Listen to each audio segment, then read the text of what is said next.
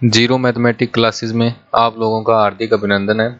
आज हम पीएम यशस्वी योजना जो एनटीए द्वारा आयोजित की जाती है उसका प्रीवियस ईयर एग्ज़ाम जो 25 सितंबर 2022 को कंडक्ट करवाया गया था और इसका जो सोशल साइंस का पेपर है, सोशल साइंस यानी कि सामाजिक विज्ञान का जो 11th का पेपर है जिसमें सिलेबस जो है वो 10th बेस रहता है, वो आज हम सोल्व करने जा रहे हैं। इसकी प्रीवियस क्लास में हमने साइंस का पेपर सोल्व किया था और उससे प्रीवियस क्लास में हमने मैथ का पेपर सोल्व किया था, तो वो क्लासें आप ज़रूर देखें। तो इसी के साथ हम ये आज की क्लास जो है सोशल साइंस की वो स्टार्ट करते हैं।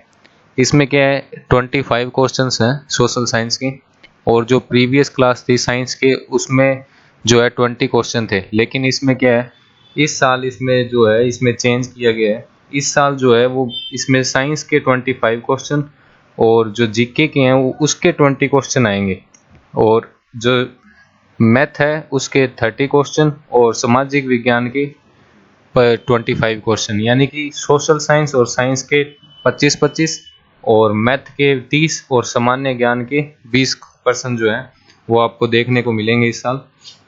तो ये एनटीए द्वारा जो है वो सिलेबस जारी किया गया है। तो इसी के साथ हम फर्स्ट क्वेश्चन स्टार्ट करते हैं जो सोशल साइंस का है। तो देखिए इसमें क्या है, इसमें है मैच लिस्ट है। इसमें यहाँ पे कुछ बड़े नेता और राजाओं के नाम दिए गए हैं जो कि है वर्ल्ड हिस्ट्री में से है क्वेश्चन ये। तो इसमें देखिए आप, पहला जो नाम है वो दिया गया है कैसर विलियम फर्स्ट। तो कैसर विलियम फर्स्ट कौन थे? फिर उसके आगे है ओटो वोन बिस्मार्क, बिस्मार्क का नाम आपने सुना होगा काफ़ी बार। फिर है जॉन गॉटफ्राइडर और काउंट द कावूर। तो ये जो नाम है इनसे आप अपरिचित होंगे। तो कैसर विलियम जो है वो पर्शिया के राजा थे, जो पर्शिया है उसके जो है राजा थे वो थे कैसर विलियम फर्स्ट। फिर है ओटो वोन बिस्मार्क, तो ये उस समय पर्शिया के क्या होते थे? मुख्यमंत्री। तो ये उस समय थे मुख्यमंत्री। और जॉन गॉटफ्राइडर जो है वो है जर्मन दार्शनिक थे। ये जो ये थे जर्मन दार्शनिक, तो इसका हो जाएगा सी। और काउंट द काफूर जो है पिडामोट साइड्रिया का मुख्यमंत्री थे, यानी कि ये चीफ मिनिस्टर थे साइड्रिनिया के। तो इसका डी जो है वो राइट आंसर हो जाएगा। तो अपने देखते हैं पहले का जो है वो होगा सेकंड, फर्स्ट का सेकंड और सेकंड का फोर्थ। तो ये जो है बी जो ऑप्शन है इसका वो राइट हो जाएगा। आगे चलते हैं। आगे देखिए स्टेटमेंट दी गई है कि जब फ्रांस छींकता है तो बाकी यूरोप को सर्दी जुकाम हो जाता है। यह प्रसिद्ध कथन किसका है? तो ये जो है when France wins the rest of Europe catch cold. तो इसमें जो है ये जो बात है ये किसने कही थी? तो ये ऑस्ट्रिया के जो चांसलर थे, किसके? ऑस्ट्रिया के जो चांसलर थे मेटरनिक जो ऑस्ट्रिया के चांसलर थे उनके द्वारा ये जो बात है वो कही गई थी। तो इसका ये आंसर है। ये काफ़ी डीप क्वेश्चन है तो इसे ध्यान से देखिएगा। नेक्स्ट है, ये इसके कुछ ऑप्शंस हैं, गैरीबोल्डी, लुइस फिलिप्स। आगे ये क्वेश्चन है कि बाबा रामचंद्र जो सन्यासी थे निम्न में से किस आंदोलन के नेता थे? तो जो बाबा रामचंद्र है ये कहाँ के थे? अवध में जो किसान आंदोलन हुआ था, अवध किसान आंदोलन जो हुआ था,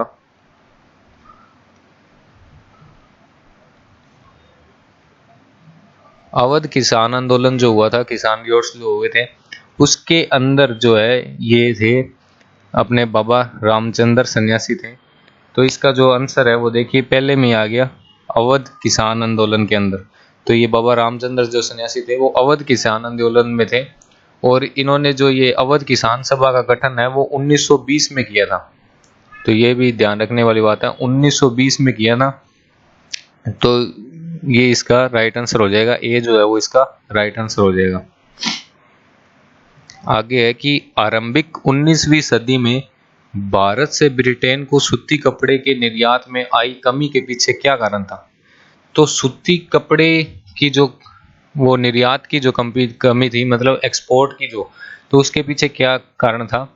तो उसका देखिए टैक्स जो था वो मेन कारण था, क्योंकि ब्रिटिशर जो थे वो टैक्स बहुत ज़्यादा लेते थे, किसी भी फसल पे हो, वो टैक्स ज़्यादा लेने के कारण जो पैदावार है वो गिरती है हमेशा, क्योंकि किसान उन चीज़ों को फीड नहीं करता है, तो इसलिए टैक्स जो था वो कारण था। तो इसमें देखिए टैक्स क्या था, पहले में कच्चे कपास की कमी, ये तो वैसे ही गलत हो गया। फिर सूती कपड़े की खराब गुणवत्ता, ये भी गलत हो गया।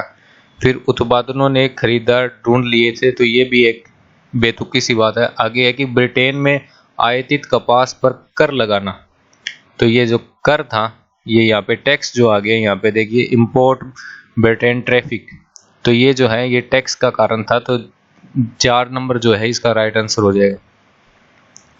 आगे है कि भारत में सर्वप्रथम प्रिंटिंग प्रेस निम्न में से कौन लेकर आया। तो भारत में जो प्रिंटिंग प्रेस है वो सर्वप्रथम कौन लेके आई थी, लेके आए थे तो ईस्ट इंडिया कंपनी, ये नहीं लेके आई थी सर्वप्रथम ईस्ट इंडिया कंपनी, क्योंकि भारत में जो प्रिंटिंग प्रेस है वो 1556 में आ गई थी प्रिंटिंग प्रेस, जबकि ईस्ट इंडिया कंपनी इसके बाद में आई थी। यानी इससे पहले कौन आए थे, इससे पहले पुर्तगीज आए थे। तो पुर्तगीज जो थे वो आए थे, तो अरब व्यापारी, तो इसका वैसे ही गलत हो जाएगा, क्योंकि अरब व्यापारी तो नहीं आए, तो अरब व्यापारी तो वैसे ही गलत हो गया। और जो इसका है राइट आंसर देखते हैं हमने, ये देखिए यहाँ पे चीन के व्यापारी, तो ये भी इसका गलत हो जाएगा। तो इसमें देखिए पुर्तगीज जो सबसे पहले आए थे, तो ये इसका जो है राइट आंसर हो जाएगा। तो कब आए थे, 1556 में जो है अपने यहाँ पे प्रिंटिंग प्रेस लगी थी, कहाँ पर, गोवा में लगी थी। और सबसे पहली जो किताब जो है पब्लिश हुई थी वो 1557 में फर्स्ट बुक पब्लिश हुई थी। फर्स्ट बुक 1557 में जो प्रिंटिंग प्रेस से पब्लिश हुई थी वो यही हुई थी। और ये जो है एक गोवा के कॉलेज में लगे थे, ये जो प्रेस है वो गोवा की कॉलेज में लगी थी, जिसका नाम था Jesuit Saint Paul college, Jesuit set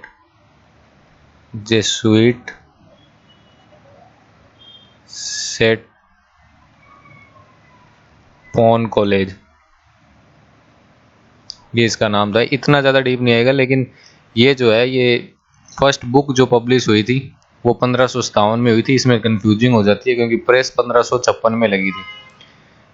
next है कि संसाधनों को संभावित, विकसित, भंडारण व सुरक्षित के रूप में निम्न में से किस आधार पर वर्गीकृत किया जाता है। तो इसमें क्या पूछा गया है, ये रिसोर्सेज का क्वेश्चन है कि पोटेंशियल, डेवलपमेंट और स्टॉक एंड रिजर्व किसके बेस पर होते हैं। तो ये जो है किसके बेस पर होते हैं, तो ये क्वेश्चन पूछा गया है। तो ये डेवलपमेंट के बेस पर होंगे, क्योंकि ओरिजिन जहाँ से उद्गम हो गए तो उसके बेस पर तो होंगे नहीं, क्योंकि संभावित, विकसित हो गया, भंडारण हो गया, डेवलप्ड हो रहे हैं और स्टॉक रिजर्व हो रहे हैं, तो उद्यम की तो बेस पर होंगे नहीं। तो ये जो जितने भी चीज़ें हैं वो किसकी बेस पर होंगे, ये जो है इसकी डेवलपमेंट के बेस पर होते हैं, यानी कि विकास। तो सेकंड जो है इसका राइट आंसर हो जाएगा, क्योंकि जो भी प्राणी या समाज उन्नति की ओर ले जाता है वो विकास ही है। तो विकास की जो क्षमता है उसके ऊपर ये बेस होते हैं। तो ये सेकंड जो है इसका राइट आंसर हो जाएगा। आगे है कि नीचे दिए गए 4 घटकों में से कौन सा एक घटक राजनीतिक दल का अनिवार्य घटक है, यानी कि राजनीतिक दल का घटक नहीं है। तो देखिए दबाव समूह है, ये नाम सुनने में ऐसा लग रहा है जैसे कि ये पॉलिटिकल है, लेकिन ये पॉलिटिकल नहीं है, तो ये इसका राइट आंसर हो जाएगा। जबकि नेता पॉलिटिकल है तो ये नहीं है। सक्रिय सदस्य यानी कि जो एक्टिव मेंबर है वो भी इसमें है। अनुयायी यानी कि फॉलोअर्स वो भी इसमें है। तो दबाव समूह क्या होता है, दबाव समूह वो समूह होता है जो राजनीतिक दल का, जिसके ऊपर कोई प्रेशर नहीं होता, प्रेशर फ्री होते हैं ये। लेकिन इनका पॉलिटिक्स में इनका रोल होता है, क्योंकि ये जो है कोई भी नीति वगैरह आती है तो उनके खिलाफ उनकी जांच वगैरह करते हैं। तो ये दबाव समूह एक प्रकार के संगठन है जो राजनीतिक में अनौपचारिक रूप से, यानी आपने कैसे औपचारिक रूप से राजनीतिक प्रक्रिया में भाग नहीं लेते, लेकिन इनडायरेक्टली ये भाग लेते हैं और ये एक प्रकार से संगठन की तरह के कार्य करते हैं। मतलब पॉलिटिकल नहीं होते लेकिन कार्य जरूर करते हैं। तो ये दबाव समूह जो है इसका राइट आंसर हो जाएगा। आगे है कि पर्यावरण में उपलब्ध ऐसी प्रत्येक वस्तु जो मानव आवश्यकताओं को संतुष्ट करने में प्रयुक्त की जाती है, जो संसाधन कह सकते हैं, को संसाधन कह सकते हैं, निम्न में से कौन सा संसाधन होने के लिए आवश्यक तत्व नहीं है? तो संसाधन होने के लिए आवश्यक तत्व नहीं है, तो देखिए ये क्या है, पॉलिटिकली एक्सेप्टेड। तो देखिए यहाँ पे आ गया कि राजनीतिक रूप से स्वीकार्यता होना, कोई भी पर्यावरण में मतलब वस्तु में उसकी संतुष्ट करने के लिए संसाधन कह सकते हैं, तो ये इसका तत्व नहीं है, यानी कि ये इसका रिसोर्स नहीं है, एसेंशियल रिसोर्स जो है पॉलिटिकली एक्सेप्टेड नहीं है, तो यही जो है इसका राइट आंसर हो जाएगा। आगे देखिए अपने क्या है, तकनीकी रूप से व्यवहार होना, तो ये सही है, टेक्नोलॉजिकली एक्सेप्टेबल होना चाहिए। फिर है इकोनॉमिकली फीसिबल, तो ये भी एकदम सही बात है, इकोनॉमिकली भी होना चाहिए। आगे पूछा गया है कि कल्चरली एक्सेप्टेबल, तो ये भी पर्यावरण के अंदर आता है, तो ये जो है इसका राइट आंसर हो जाएगा। फिर पूछा है व्हाट इज हिमालयन यव, तो हिमालयन यव क्या है? हिमालयन यव है क्या? हिमालयन यव एक पशु है, तो ये नहीं है। फिर क्या है, वनों का एक प्रकार है? नहीं। फिर हिमालय वन लिखे होते तो प्रकार हो जाता। फिर क्या है, माइग्रेटरी बर्ड यानी कि प्रवासी पक्षी है? नहीं। तो ये एक मेडिकल प्लांट है, ये एक मेडिकल प्लांट है, ये जो है इसका राइट आंसर हो जाएगा। और ये सदाबहार वृक्ष है, क्या है? सदाबहार वृक्ष, सदाबहार वृक्ष है ये। और ये ज्यादातर कहाँ पर पाए जाते हैं? ये हिमाचल प्रदेश और अरुणाचल प्रदेश में, क्या है, अरुणाचल प्रदेश है ये, एपी आंध्र प्रदेश नहीं है, अरुणाचल प्रदेश। अरुणाचल प्रदेश में ये जो है सबसे ज्यादा ये इस प्रकार के पेड़ पाए जाते हैं, जिनसे क्या है, एक इनकी पत्तियों यानी कि इनकी जो पत्तियां हैं, जड़ों, इनसे एक केमिकल रिलीज होता है जिसको क्या कहते हैं? टैक्सल कहते हैं, टैक्सोल कहते हैं। इनसे क्या है, इससे क्या है, कैंसर की जो दवाई बनाई जाती है, किससे? टैक्सोल से क्या है, कैंसर की दवाई बनाई जाती है, औषधि रूप से कैंसर की जो मेडिसिन है वो इससे तैयार की जाती है। तो ये जो हिमालय वे क्या है, एक औषधीय पौधा है, मेडिकल प्लांट है, तो ये इसका राइट आंसर हो जाएगा। आगे है 77th यूएन महासभा 13 से 26 सितंबर 2022 को कहाँ हुई? तो ये जो है ये कहाँ हुई थी? तो ये हुई थी न्यूयॉर्क में। 2022 में क्यों हुई थी? क्योंकि बीच में दो ईयर का वो कोविड ड्यूरेशन आ गया था, कोविड 19 के कारण बीच में 2 ईयर का गैप आया था, वही कहाँ पे थी? न्यूयॉर्क में हुई थी। और इसके अंदर क्या है, इसकी महासभा की अध्यक्षता किसने की थी? अध्यक्षता की थी इसकी साबा कोरेसी ने, कोरोसी। ठीक है, तो ये जो है यहाँ पे हुई थी। थीम थी इसकी एक ऐतिहासिक क्षण, जटिल चुनौतियों के परिवर्तनकारी हल। इसकी थीम हो सकता है इस साल थीम पूछ ले इसकी, 2022 में हुई है, ज्यादा पुरानी नहीं है। तो इसकी थीम क्या थी? एक ऐतिहासिक क्षण, जटिल चुनौतियों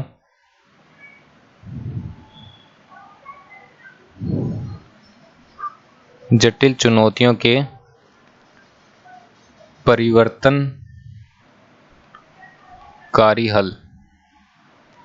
परिवर्तनकारी हल,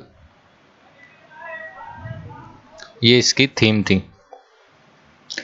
आगे है, ये देखिए, ये कुछ मैं यहाँ पे इधर क्या है, ओल्डेस्ट मेथड दिए गए हैं वाटर कंजर्वेशन के, और यहाँ पे क्या दिए गए हैं, यहाँ पे कुछ नाम दिए गए हैं, यानी कि स्टेट्स के हो सकते हैं, कोई डिस्ट्रिक्ट के, किसी के भी।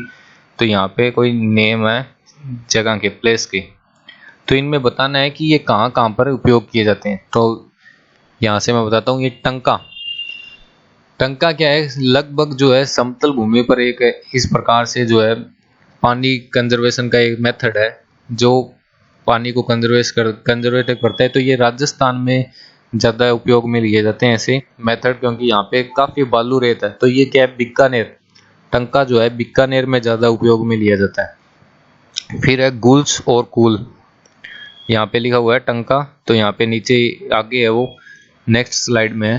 तो ये क्या है, बीकानेर और जो फलोदी है बीकानेर में, फलोदी बीकानेर के पास, उसमें क्या है ये टंका ये यूज में लिए जाते हैं। फिर है गुल्स और कुल्स। गुल्स और कुल्स क्या है, वेस्टर्न हिमालयन यानी कि पश्चिमी हिमालय में जो है गुल्स, ये कुछ ऊंचाइयों पर ऐसे एक प्रकार से झीलनुमा सा बनाया जाता है, ये गुल्स एंड पुल्स होते हैं, यहाँ पे ये यूज किए जाते हैं, गुल या कुल जिन्हें कहा जाता है। फिर है खादीन। तो खादीन जो है ये जैसलमेर साइड में काफी प्रचलित है, खादीन राजस्थान का ये जैसलमेर साइड में। और फिर है बम्बू ड्रिप इरिगेशन, यानी कि बम्बू ड्रिप, तो ये बम्बू के पेड़ ज्यादा कहाँ पर होते हैं, मेघालय साइड में। तो बम्बू ड्रिप इरिगेशन कहाँ पे होगा, मेघालय साइड में ज्यादा उपयोग में ले जाते हैं। तो ये आगे हम आगे चलते हैं अपने, देखिए ए का क्या है, ए का है फोर्थ। तो फोर्थ में देखते हैं इसका क्या होगा, आंसर होगा ए का फोर्थ, तो ये इसका जो है राइट आंसर हो जाएगा, ए का फोर्थ, ये जो है थर्ड जो है इसका राइट आंसर हो जाएगा। आगे भी इसमें क्या है, कुछ फसलों के नाम दिए गए हैं और इधर इनकी जो जिसकी श्रेणी में आती हैं वो दिए गए हैं। तो रबी के अंदर क्या आती है, रबी के अंदर जौ, चना, कपास ये आती है। तो यहाँ पे जौ, चना, कपास ये रबी की फसलें हैं। तो ये हो गया ए का, जौ, चना, सॉरी कपास तो इसके अंदर आता ही नहीं है, जौ, चना, सरसों वगैरह ये आती है, जौ, चना, सरसों, गेहूं। फिर है खरीफ की, खरीफ के अंदर क्या है, धान वगैरह ये आते हैं, धान, धान यानी कि चावल, चावल, बाजरा, कपास ये क्या है खरीफ की। जायद के अंदर क्या है, ये जायद की है, इसके अंदर क्या क्या आती है, खीरा, तरबूज, यानी कि एक टाइप से फल जो हैं वो इसके अंदर आते हैं। और नकदी फसलें यानी कि जो नकदी फसलें हैं जो डायरेक्ट चाय, कॉफी, कोको, नकदी फसलों में कपास भी आता है क्योंकि ये भी एक प्रकार की नकदी फसल ही है, और गन्ना भी इसी के अंदर आता है। तो ये आ गया इसका यानी कि डी। तो ए का जो है वो है थर्ड, ए का थर्ड फर्स्ट में ही है, तो ए जो है इसका राइट आंसर हो जाएगा। नेक्स्ट चलते हैं अपने कि चूना पत्थर किस प्रकार के शेल का उदाहरण है। तो चूना पत्थर जो है वो किस प्रकार के, तो चूना पत्थर जो है ये जो है लाइमस्टोन, ये होता है सेडिमेंट्री रॉक, अवसादी जो चट्टानें होती है, अवसादी जो चट्टानें होती है जिसके अंदर 20 से 25% क्या होते हैं, कार्बोनेट होते हैं।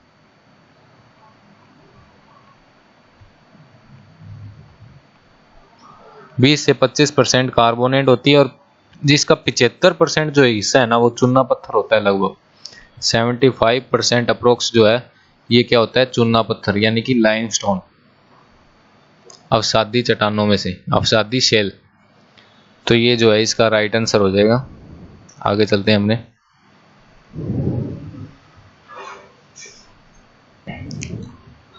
निम्न में से कौन सा खनिज मोनोजोइट रेत में पाया जाता है। ये मोनोजोइट रेत है क्या, मोनोजोइट रेत जो है वो तटीय क्षेत्रों में ज़्यादा पाई जाती है। ये एक स्पेशल प्रकार की जो सैंड है ये होती है मोनोजोइट रेत।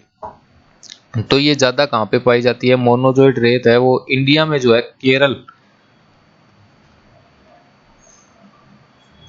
केरल के इलाके में पाई जाती है। तो इसमें है ना एक बहुत मतलब रेडियो एक्टिव जो पदार्थ है वो ज़्यादा पाया जाता है मोनोजोइट रेत में। तो ये यूरेनियम, सोना, प्लेटिनियम, यूरेनियम भी रेडियो एक्टिव है, प्लेटिनियम भी है, लेकिन गोल्ड नहीं है, तो गोल्ड तो वैसे ही कट जाएगा। तो यूरेनियम, प्लेटिनियम है, ये क्या है, ये इसमें नहीं पाए जाते। तो इसमें जो क्या है थोरियम पाया जाता है, और इंडिया में जो थोरियम पाया जाता है वो थोरियम इंडिया में जो थोरियम पाया जाता है वो थोरियम 232। थोरियम सबसे स्थिर स्थिरांक जो इसका समस्थानिक है, ये सबसे मतलब स्थिर समस्थानिक जो थोरियम का है ये ज़्यादा पाया जाता है। ये जो है केरल के तटीय इलाकों में पाई जाती है मोनोजोइट रेत। तो ये थोरियम का एक महत्वपूर्ण यशक है। थोरियम का एक महत्वपूर्ण यशक मोनोजोइट रेत में पाया जाता है। ठीक है, तो ये इसका राइट आंसर हो जाएगा फोर्थ। आगे है कि निम्न में से कौन सा कारक उद्योगों की आदर्श अव्यवस्थित के लिए महत्वपूर्ण कारक है। यानी कि ये उद्योगों के लिए पूछा गया है। तो स्थान पर कच्चे माल की पहुंच मूल्य, ये क्या है, पहुंच मूल्य, रॉ मटेरियल एट साइट। तो कॉस्ट और तो ये जो है ये इसका आंसर नहीं होगा, क्योंकि उद्योगों की आदर्श अवस्थित के लिए महत्वपूर्ण कारक जो जीवन यापन की लागत सही कारक नहीं है।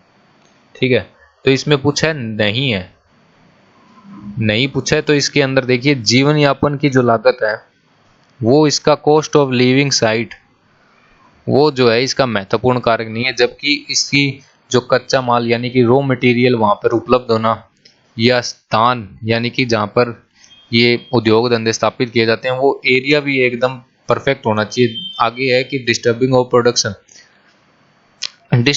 ऑफ प्रोडक्शन जो है, उत्पादन का वितरण जो है वो एरिया वाइज होना चाहिए। तो ये जो है ये इसके फैक्टर जो है मैटर करते हैं। तो यहाँ पे नहीं पूछा है, ये देखिए नोट पूछा है, नोट तो नहीं पूछा है। तो नहीं जो है वो cost of living at site जो है वो इसमें मैटर नहीं करती, क्योंकि ये जो है वो सही कथन नहीं है।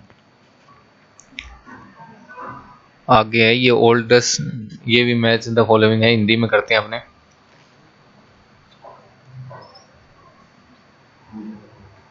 हिंदी का पार्ट जो है वो निकालते हैं इसमें। सबसे प्राचीन कृत्रिम पतन। अब आर्टिफिशियल जो पोर्ट्स, कृत्रिम पतन किसको कहते हैं, आर्टिफिशियल जो होते हैं, आर्टिफिशियल पोर्ट्स। तो सबसे प्राचीन जो आर्टिफिशियल पोर्ट है वो कहाँ का है, वो है चेन्नई। सबसे प्राचीन जो आर्टिफिशियल पोर्ट है जो इंडिया का, वो कहाँ का है, चेन्नई। 125 ईयर से भी ज्यादा पुराना है ये। तो इसका क्या हो जाएगा, ये। फिर है स्वतंत्रता प्राप्ति के बाद पहला विकसित पतन। स्वतंत्रता के बाद जो पहला विकसित पतन था वो था अपने कांडला पोर्ट। कांडला कहाँ पे है, तो कांडला है गुजरात का जो पोर्ट है, इसका भी आंसर हो जाएगा। फिर है कि अंतर्संधीय नदीय पतन, यानी कि जो इंटरसेक्शन में होता है वो, ये कोलकाता का जो है पोर्ट जो है वो इंटरसेक्शन मतलब एक नदी के ऊपर बना गया पतन है। तो ये जो है कोलकाता का है, सी। और विशालतम जो प्राकृतिक रूप से यानी कि नेचुरल जो पोर्ट है, ये विशालतम भी है और नेचुरल भी है, यानी कि इसे कृत्रिम रूप से नहीं बनाया गया है। तो ये हो जाएगा मुंबई का, डी। तो इसका राइट आंसर हो जाएगा ए आप देख सकते हैं। नेक्स्ट है कि मानव विकास सूचकांक तैयार करते समय निम्न में से किस बिंदु पर विचार नहीं किया जाता है। ये देखिए नहीं लिखा हुआ है, नहीं को बहुत मतलब नोट करना चाहिए, क्योंकि नहीं के चक्कर में कई बार क्वेश्चन जो है वो गलत भी हो जाता है। आगे है कि लोगों की शैक्षणिक स्तर यानी कि लेवल ऑफ एजुकेशन के लेवल पर मानव विकास सूचकांक यानी कि जो ये ह्यूमन डेवलपमेंट इंडेक्स HDI जिसे कहते हैं, ये मैटर करता है। तो ये इसका फैक्टर हो गया। लोगों के हेल्थ स्टेटस पर, तो ये भी जो है सही है। फिर है पर कैपिटा इनकम, PCI जिसे कहते हैं, पर कैपिटा इनकम, तो इस पर भी ये प्रति व्यक्ति आय पर भी डिपेंड करता है। फिर है कि political liberty given to the people, लोगों को प्रदत्त राजनीतिक स्वतंत्रता। तो ये जो है ये कोई इसका फैक्टर नहीं है। पॉलिटिकली जो भी है फैक्टर वो है इनके सूचकांक में नहीं आते। तो ये जो है इसका राइट आंसर हो जाएगा। बाकी तो इस इंडेक्स के अंदर आते ही है। तो नहीं का पूछा है, तो नहीं तो यही होगा, फोर्थ जो है वो इसका राइट आंसर हो जाएगा। और यह सूचकांक 1990 में जो है वो इसकी शुरुआत की गई थी। और ये किसने की थी, तो ये सर्वप्रथम किसने की थी, पाकिस्तान के जो अर्थशास्त्री थे, पाकिस्तान के जो इकोनॉमिस्ट थे, क्या नाम था उनका, उनका नाम था महबूब उल हक, इनके द्वारा इसकी शुरुआत की गई थी। नेक्स्ट है कि निम्न में से कौन सी एक गतिविधि प्राथमिक क्षेत्र की गतिविधि नहीं है। तो प्राथमिक क्षेत्र में देखिए कृषि आती है, मत्स्य ये भी प्राथमिक क्षेत्र में आता है, फिर है वानिकी फॉरेस्ट्री ये भी आती है। तो हैंडीक्राफ्ट जो है यानी कि हस्तशिल्प, ये जो है प्राथमिक क्षेत्र की जो है वो नहीं है। प्राथमिक क्षेत्र में जो क्या है, ये फसलें उगाना यानी कि तेल से जो है यही आते हैं, कच्चे माल रॉ मटेरियल जिनसे प्राप्त होता है वो ही आते हैं प्राथमिक क्षेत्र में। और ये जो है ये इसके हैंडीक्राफ्ट जो है वो इसके अंदर नहीं आते, तो हैंडीक्राफ्ट इसका राइट आंसर हो जाएगा। जबकि ये तो सब क्या है, ये प्राथमिक क्षेत्र के हैं।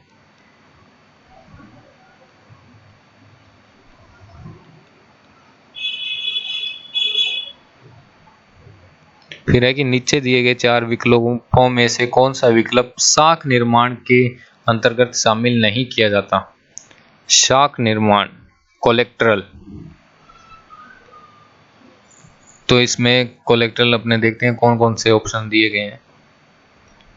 शाख निर्माण के लिए पूछा गया है, तो बिल्डिंग जो है भवन शाख निर्माण के अंतर्गत, यानी कि कोई भी ये जो है ये इकोनॉमी का क्वेश्चन है तो शाख निर्माण का पूछा गया है। तो ये जो है अपने देखते हैं बैंकों में जमा राशि, तो ये भी अपनी एक शाख होती है। पशुधन जो है वो भी अपनी एक शाख होती है। फिर है property in the name of relatives, तो ये अपनी शाख नहीं होती, ये किसी दूसरे की संपत्ति आ गई, संबंधियों की संपत्ति पर अपना कोई अधिकार नहीं होता। तो ये डी जो है इसका राइट आंसर हो जाएगा, क्योंकि ये जो है ये संपार्श्विक भी नहीं होती, यानी कि ये इसकी शाख के अंदर नहीं आती। शाख के अंदर सीधी बात ये है कि शाख के अंदर वो चीजें आ सकती है जिन पे अपने जिनको जो अपनी सिक्योरिटी के अंदर आती है, यानी कि सुरक्षा के अंदर, जिन्हें व्यक्ति मान लीजिए इमरजेंसी के टाइम में गिरवी रख सकते हैं, तो ये जो है शाख के अंदर आती है। तो डी जो है इसका राइट आंसर हो जाएगा। नहीं पूछा था अपनों को। आगे स्टेटमेंट दी गई है कि बहुराष्ट्रीय कंपनी एक ऐसी कंपनी होती है जो एक से अधिक देशों में उत्पादन करती है तथा उत्पादन नियंत्रण करती है। तो बहुराष्ट्रीय जो है एमएनसी, मल्टीनेशनल कंपनीज जो होती है, यहाँ पे एमएनसी दिया गया है, मल्टीनेशनल कंपनीज। तो ये जो स्टेटमेंट है ये एकदम सही स्टेटमेंट है। एमएनसी कंपनीज जो होती है वो मल्टीपल देशों में जो है वो अपना प्रोडक्शन करती है, और देश के अंदर भी प्रोडक्शन करती है और देश के बाहर भी प्रोडक्शन जो है वो करती है। आगे दिया गया है कि भूमि, मशीनें, भवन, अन्य उपकरण खरीदने के लिए जो धन व्यय किया जाता है यानी कि खर्चा जाता है, उसे निवेश नहीं कहा जाता। तो ये जो है ये स्टेटमेंट जो है इसे भी निवेश ही कहा जाता है, क्योंकि आप जो कोई चीज़ खरीदेंगे वो आपकी होगी और हो सकता है वो आने वाले समय में उसका स्टॉक बढ़े गिरे, जो भी है वो आपका निवेश ही है, चाहे वो लॉस में हो चाहे प्रॉफिट में हो। तो इसमें क्या है, निवेश नहीं कहा जाता, यानी कि जो भी आपके इन्वेस्टमेंट, इसे इन्वेस्टमेंट नहीं कहा जाती। तो ये इन्वेस्टमेंट होती है चाहे लॉस में हो चाहे प्रॉफिट में हो। तो ये कथन जो है वो असत्य हो जाएगा। ये पहला जो है सही है, तो पहला सत्य, दूसरा असत्य, यानी कि थर्ड जो है इसका राइट आंसर हो जाएगा। आगे है कि निम्न में से कौन सा कथन गलत है। रॉन्ग पूछा, गलत। 21वें में है कि प्रत्येक वर्ष 24 दिसंबर को राष्ट्रीय उपभोक्ता दिवस के रूप में मनाया जाता है। तो ये एकदम सही है। नेशनल कंज्यूमर डे हर साल 24 दिसंबर को बनाया जाता है, ये एकदम सही है। फिर है कि उपभोक्ता संरक्षण अधिनियम 1986, तो ये भी जो है वो एकदम सही है। उपभोक्ता संरक्षण अधिनियम 1986 में लागू हुआ था, एकदम सही है। तो ये भी सही है, ये भी सही है। फिर है कि उपभोक्ता के पास अनुसूचित व्यापार और शोषण के विरुद्ध निवारण का अधिकार नहीं है। तो अगर मान लीजिए कंज्यूमर के पास ये राइट्स ही नहीं होंगे कि वो उसके खिलाफ कोई मतलब उसे जो अधिकार है उसका हनन किया गया है, उसका शोषण किया गया है, तो वो इसके अगेंस्ट कहीं पे कंप्लेन नहीं निकाल सकता, यानी कि कंज्यूमर जो कोर्ट है। फिर कंज्यूमर कोर्ट की क्या आवश्यकता होगी? आपने सुना होगा आपके आसपास कंज्यूमर कोर्ट होते हैं जो कंपनसेशन देते हैं, कोई आपकी चीज चोरी होगी या किसी ने ज़्यादा बिल निकाल दिया तो कंज्यूमर कोर्ट की फिर आवश्यकता क्या होगी? तो ये स्टेटमेंट क्या हो गया? गलत। तो अपनों को रोंग ही पूछा था, तो रोंग एक ही होगा। ये आगे क्या दिया है कि भारत सरकार द्वारा सूचना का अधिकार अधिनियम अक्टूबर 2005 को लागू हुआ, तो ये एकदम सही है। तो इसमें ये जो है इसका आंसर होगा, क्योंकि ये गलत है। अधिकार जो है वो अपने पास है क्योंकि इसके अगेंस्ट कंज्यूमर कोर्ट खोले गए हैं अपने गवर्नमेंट और संविधान कॉन्स्टिट्यूशन के आधार पर। नेक्स्ट चलते हैं।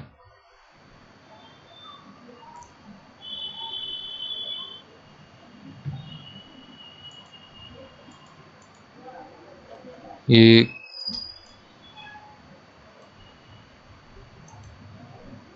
क्वेश्चन है कि नियंत्रण व संतुलन की प्रणाली निम्नलिखित में से सत्ता की साझेदारी की किस व्यवस्था का दूसरा नाम है? Check and balance. Check and balance जो है वो किसका जो है अनदर नेम है? कौन सी सत्ता का, कौन सी पावर का जो है अनदर नेम है? तो ये क्या है? विभिन्न सामाजिक समूहों के बीच सत्ता की साझेदारी है? नहीं, चेक एंड बैलेंस इसके अंतर्गत नहीं आता। फिर है कि सत्ता का ऊर्ध्वाधर विभाजन, division of power in shared among different levels of government. तो सरकार के विभिन्न स्तरों के बीच सत्ता की साझेदारी है? तो ये भी नहीं है। हॉरिजॉन्टल डिवीजन ऑफ पावर और power shared among different organ of department government. तो ये जो है सत्ता के विभाजन या सरकार के विभिन्न अंगों, यानी कि पावर का डिस्ट्रीब्यूशन इन वेरियस डिपार्टमेंट जो है, यानी कि विभिन्न अंगों के अंदर बीच की सत्ता की जो साझेदारी है, इसका ये दूसरा नाम हो सकता है। आगे पढ़ते हैं, क्या पता ये हो कि राजनीतिक दलों, दबाव समूहों या सरकार के बीच सत्ता की साझेदारी। तो ये तो इसके अंदर तो बहुत ज़्यादा डिस्प्यूट है, तो ये भी गलत हो गया। सी जो है इसका राइट आंसर हो जाएगा, क्योंकि ये जो है न्यायपालिका के बीच साझा की जाती है। तो इसके विभिन्न अंगों के बीच आ गई, तो ये देखिए विधायिका, कार्यपालिका, न्यायपालिका, जुडिशरी जो है सबके अंदर इसके अंदर आ गई। कौन कौन सी? विधायिका, तीनों पावर आ गई, कार्यपालिका और न्यायपालिका, यानी कि जुडिशरी। यानी कि जो पावर का जो है वो डिविजनल बंटवारा जो है वो अच्छी तरह से हो गया, यानी कि डिफरेंट जो ऑर्गन्स हैं, यानी कि अंग है, वेरियस डिपार्टमेंट्स हैं उनमें। तो थर्ड जो है वो इसका राइट आंसर हो जाएगा। आगे है, ये मिलान वाला है। ये बिल्कुल ही इजी सा क्वेश्चन है कि दो या दो से अधिक राजनीतिक दलों द्वारा सत्ता की साझेदारी को क्या कहते हैं? अपनों ने सुना होगा कि गठबंधन की सरकार बनी है, तो विभिन्न दल जुड़ के बनती है, तो क्या हो गया? गठबंधन सरकार। तो ए इसका राइट आंसर। तो सरकार के विभिन्न अंगों के बीच सत्ता की साझेदारी, अभी अपनों ने बात की थी कि power divided into various organs, तो अंगों के बीच में पूछा है, ऑर्गन्स के बीच में पूछा है, तो ये क्या हो गया? शक्तियों का पृथक्करण। ये हो गया बी, कार्यपालिका, न्यायपालिका और जो है वो विधायिका, ये हो गए डिपार्टमेंट्स, बी। अब क्या? सरकार के विभिन्न स्तरों में सत्ता की साझेदारी, यानी कि स्तर। तो स्तर जो है वो किस किस के अंदर होते हैं? संघीय सरकार, जो संघ की सरकार होती है, स्तरों की सत्ता की साझेदारी वही करती है, तो सी। और डी जो है वो क्या है? समूहों द्वारा सत्ता की साझेदारी, तो सामुदायिक सरकार। डी जो है इसका राइट आंसर हो जाएगा। तो ए का सेकंड पूछा है, तो ये हो गया ए के अंदर ही है, ए जो है इसका राइट आंसर हो जाएगा।